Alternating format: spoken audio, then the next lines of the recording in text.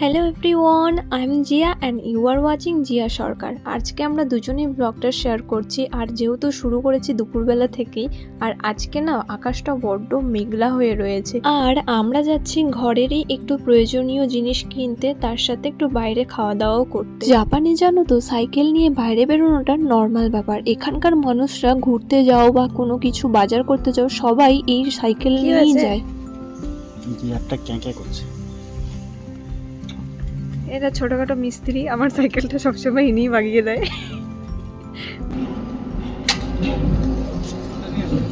কোথায় রেখেছো? বাড়িতে? হ্যাঁ, কোথায় রেখেছো? বাড়িতে বেডের মধ্যে, নালে নিচের উপরে। না, চাবি কোথায়? তোমারটা নিয়ে যাও। আমারটা নিয়ে যাও। ভালো লাগে না ফোন সব সময় এরকম করো। নিয়ে আসছি। একটা সমস্যা, যেখানেই যাই কিছু না কিছু একটা ভুল করেই আসবে। বেশিরভাগ দিনই জানো তো ওই ফোনটাকে রেখে চলে আসে। এখন এই ফোনটা আনতে আবার বাড়ি যাও।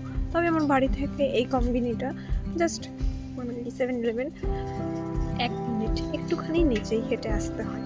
তো এখন যাচ্ছি আবার এটুকু সাইকেল নিয়ে যাবো। এই দেখো, আমার বাড়ির সামনে এই গাছটাতে অনেক ফুল ধরেছে। আচ্ছা বলো তো এটা কি ফুল গাছ? আমি বুঝতে পারছি না, কিন্তু অনেক ফুল ধরেছে।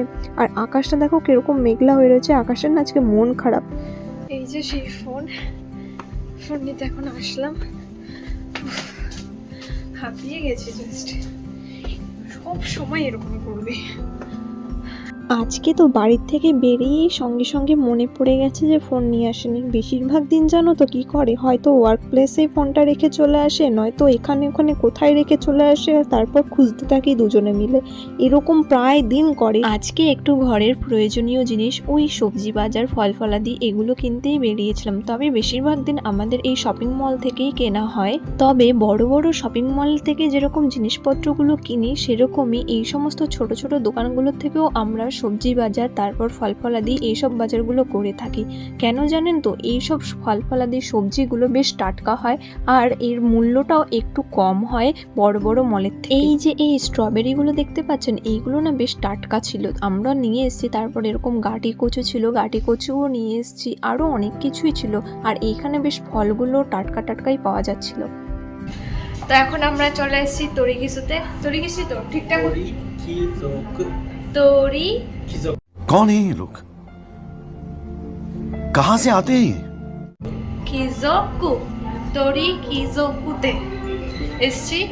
তো এই ছুটির দিন থাকলে রান্না বান্না করার আর ইচ্ছা লাগে না, মনে হয় একটু বাইরে কোথাও খাই। তো এখন এখানে এসছি। এবার ব্যাপার হচ্ছে আসার পরে, হ্যাঁ ওই আর কি ব্যাপার হচ্ছে, এখনো টাইম হয়নি দোকান ওপেন হওয়ার। জাস্ট 5 মিনিট এখন বাকি আছে। আর এই দেখে নিয়ে কি শুরু করেছে। কি বলছো? কি বলবো, আমি ছবি দেখেই বের করতে পারি। তাহলে খাও, ওটা খাও। আমি ভেতরে অর্ডার করবো, আর তুমি এখান থেকে ছবি থেকে খাবে। হ্যাঁ, ফোনের ক্যামেরাটা দিন দিন খারাপ হয়ে যাচ্ছে, কেন কি জানি বুঝতে পারছি না। তো এরপরেই আমরা ভেতরে চলে যাই আর আমাদের খাবার অর্ডার করি। আর যেহেতু সন্ধ্যের টাইম ছিল, তাই এই টাইমটা একটু স্ন্যাক্স টাইপেরই আমরা অর্ডার করেছিলাম। আর এখানে সমস্ত কিছু চিকেনেরই আইটেম ছিল, আর বেশ খেতে ভালোই ছিল এগুলো। আর একটা মজার ব্যাপার হলো, আমরা যেখানেই খেতে যাই না কেন, যে সমস্ত রেস্টুরেন্টে, তো সেখানে গেলেই আমরা যে সমস্ত খাবারগুলো অর্ডার করি, প্রত্যেকটা খাবারের নামগুলো না আমি মনে রাখতে পারি না, হয়তো নাম মনে থাকে না, হলে ভুলে যাই। তাই এই ক্ষেত্রেও আমার সাথে সেই একই ঘটনা ঘটেছে। আমি এখানেও যে সমস্ত খাবারগুলো অর্ডার করেছিলাম সেগুলোর নাম মনে রাখতে পারিনি, তাই ভিডিওতে আর বলতে পারলাম না। আর জানেন তো, এই যে এই সমস্ত খাবারগুলো যে আমি খাই, এগুলো আমি শুরু থেকে এখানে এসে খাওয়া শিখেছি। তবে জাপানে এই একমাত্র এই যে এই দোকানটার নাম তোরিকিজোকুতে, এখানেই আমি এসে খাবারগুলো খেতে পারি। তো অন্য কোনো রেস্টুরেন্টে হয়তো আমি এত ভালো খেতে পারতাম না। বিশেষ করে আমি রামেন এখানে এসে একবারই ট্রাই করেছিলাম, তো আমার খুব একটা ভালো লাগেনি। তো এরপর থেকে ইচ্ছা আছে, যেহেতু জাপানে থাকছি, তো এখানকার খাবারের প্রতি আমার ভালোবাসাটা আরও বেশি বাড়াতে হবে, না হলে এখানে থাকাটা একটু কষ্টকর হয়ে যাবে। তবে যেখানেই যাই না কেন আমার হাজবেন্ড প্রত্যেকটা ধরনের রামেন অর্ডার করে থাকে, তো বলে এইগুলো খাওয়ার চেষ্টা করো, দেখো কোনটা তুমি খেতে পারবে, কিন্তু কোনোটাই আমি খেতে পারিনি। তো ও আমার জন্য অনেক কিছু ট্রাই করে যে হ্যাঁ হয়তো এটা খেতে পারবে ওটা খেতে পারবে, কিন্তু আমি সত্যিই খেতে পারি না। আমার কাছে না কেমন একটা গন্ধ লাগে। সুশি খেতে খেয়েও আমার সাথে এরকম ঘটনা ঘটেছে, আমি তো উল্টি করে দিয়েছিলাম, এটা আমি আপনাদের সাথে আগেই শেয়ার করেছিলাম। তো এখন থেকে আমি সত্যিই ভাবছি যে এই সমস্ত জাপানিজ খাবারগুলো আছে এগুলোর প্রতি একটু ভালোবাসা বাড়াবো, যাতে আমি খেতে পারি, খাওয়ার চেষ্টা করতে পারি। কারণ আমি সত্যিই প্রবলেমে পড়ে যাই। আমি শুধু প্রবলেমে পড়ি না, আমার হাজব্যান্ড প্রবলেমে পড়ে যায় তার থেকেও বেশি। কারণ এই যে সমস্ত খাবারগুলো আমি খেতে পারি না, বেশিরভাগ মানুষই এখানকার খাবার সবাই খেতে ভালোবাসে। তো আমি যখন কারোর সাথে ঘুরতে যাব আমার একটু প্রবলেম হবে, আর আমার প্রবলেমের জন্য তখন সবার প্রবলেম ক্রিয়েট হবে যে আমি এটা খাই না ওটা খাই না, তার সেটা কিন্তু ভালো দেখায় না, শোভাও পায় না। কি ব্যাপার বলো তো, আজকে এত জায়গায় খুঁজলাম ফুলকপি, কোথাও ফুলকপি পাচ্ছি না আমরা। ফুলকপির অভাব আছে।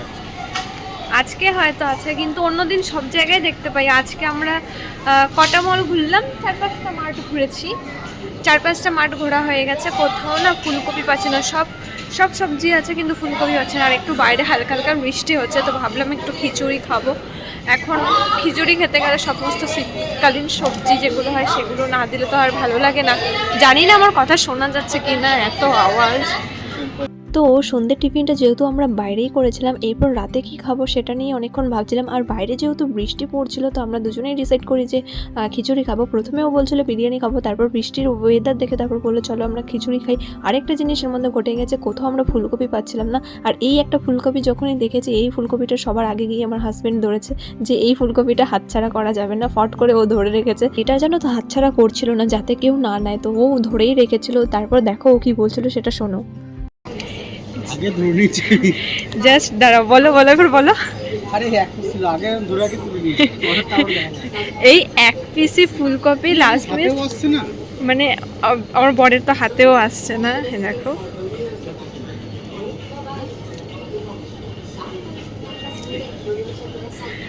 এই নিয়ে, এটা হচ্ছে আমাদের 9 নম্বর মল, যেখানে আমরা খুঁজেই যাচ্ছি। কি নেবে এটা? মল, এইটুকু দাম এত টাকা দাও? মল মানে শপিং মল। তো ট্যাক্স নিয়ে 429। তো এই জায়গাতে এসে জাস্ট এইটুকু একটা ফুলকপি, দেখি তো একটু দূর থেকে, দেখো না এইটুকু একটা ফুলকপি আমরা পেলাম, তাও এইটুকু। হাতের সাইজ, এটা মুটুর সাইজ মানে বুঝো। তো একটাই ছিল, ও দৌড়ে এসে পট করে এটাই ধরলো। এরপরেই আমরা বাড়ি চলে আসি। তারপর আমরা দুজনে এই যে কেটে কুটে সবজি সমস্ত কিছু রেডি করে বসিয়ে দিই প্রেশার কুকারের মধ্যে। তার মধ্যেই ঘটে গেছে এক কাণ্ড, এই প্রেশার কুকারের মধ্যে আর ধরছিল না। আর চাল ডাল সব কিছু একসাথে দেওয়ার পর দেখি এটা তো এরপর আরও বাড়বে, তখন কি করব। তারপরে আমি কড়াই নিয়ে আসি আর ওটার মধ্যে ট্রান্সফার করি। এটার মধ্যে এখন ট্রান্সফার করব। খিচুড়ি যখন শেষের মুহূর্তে, তখনই আমাদের হঠাৎ করে মনে পড়ে যে আমরা দুটো জিনিস দিতে ভুলে গেছি, সেটা হলো সয়াবিন আর কাঁচা লঙ্কা। তাকাও দেখি, এইদিকে তাকিয়ে কথা বলো। ভালো হবে এই যে খিচুড়ি, ঝালটা লঙ্কাটা লাস্টে দিয়েছে তো। इसमें थोड़ा सा दो ना, इसमें दो ना, थोड़ा सा टेस्ट करना है, इसमें दो। তবে কোনো জিনিসই মিস করা যাবে না, তাই লঙ্কা থেকে শুরু করে আর সয়াবিন সেই দুটোকেও আমরা পরে দিই। আর এই সয়াবিনটা যেহেতু পরে দেওয়া হয়েছে একটু গন্ধ গন্ধ ছিল, তবে পরের দিন খেতে বেশ ভালোই লাগছিল সকালবেলাতে। सेटिंग्स तो तुमने किया था। এখানে স্ক্রু বাজে তাই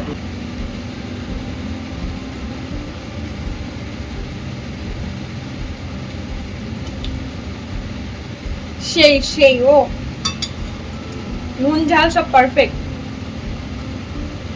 ঝালটা তুমি দেখো না, লঙ্কাটা এরকম আর দিও না, না লঙ্কাটার গালার দরকার নেই, ঝাল নুন ঝাল ঠিক আছে, হেভি হয়েছে, হেভি ফ্লেভারটা আসবে, লঙ্কার ফ্লেভারটা।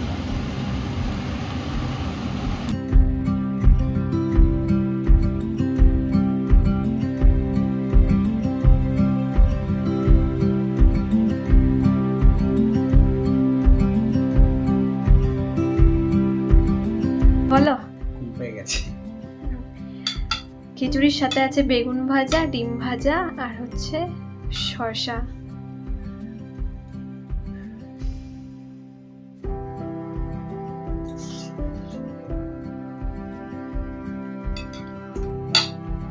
ওইশি টেস্ট আরিগাতো গোজাইমাস।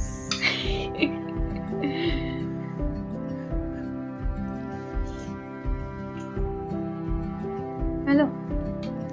এরপর আমার টেস্ট করার পালা। তবে আমরা দুজনেই যেহেতু খিচুড়িটা রান্না করেছিলাম, মানে দুজনেই একটু একটু করে সাজেশন দিয়েছিলাম এরকম করলে কেমন হয়, এরকম করলে কিরকম হয়। তবে বেশ ভালোই হয়েছিল খেতে। এই আমরা হেভি হেভি খিচুড়ি রান্না করি, তো এরপর ভাবছি খিচুড়ির দোকান দেবো। জায়গাটা খুব অগোছালো নিশ্চয়ই। তো ঘরটা ভীষণ পরিমাণে অগোছালো হয়ে রয়েছে, আর আমরা একটু বাইরে যখনই বেরোই তখন রেডি ফেডি হতে গেলে এটা ওটা মানে রেডি হওয়ার সময় এটা ওটা পড়ি, তো ঘর অগোছালো করে চলে যায়। এবার গোছাতেও হবে। তো ব্যাকগ্রাউন্ডটা অনেকটাই অগোছালো হয়ে রয়েছে, গোছানো হয়নি। আর আজকে আমাদের দুজনের ভিডিওটা কেমন লাগলো অবশ্যই আপনারা জানাবেন। আজকের ভিডিও আমরা এখানেই শেষ করছি। আমরা এখন খিচুড়ি খেতে থাকি। আপনারা সবাই ভালো থাকবেন, সুস্থ থাকবেন। Till then, tata.